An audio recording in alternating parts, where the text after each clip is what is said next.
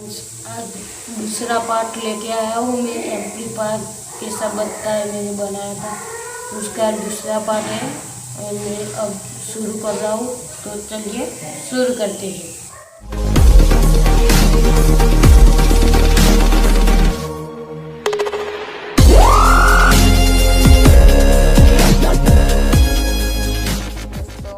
Part 2 लेके आ गया हूँ मैं।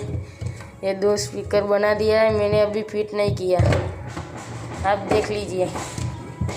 और ये मैं इस फोन में लगाता हूँ, लगाया और ये प्लग लगाता हूँ। अब सॉन्ग चालू करता हूँ।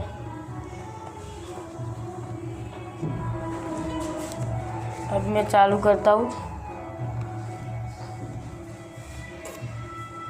नो कॉपीराइट सॉन्ग चालू करता हूँ।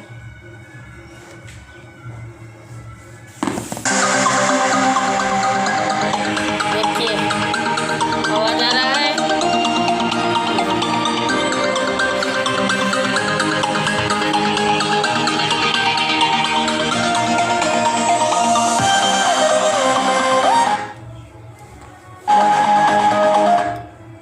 ये 1 है स्पीकर, कंप्लीट वर्क कर रहा है।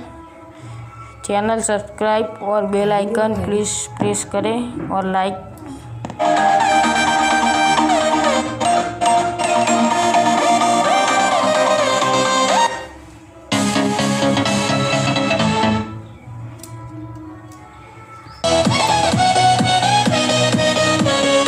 ओके,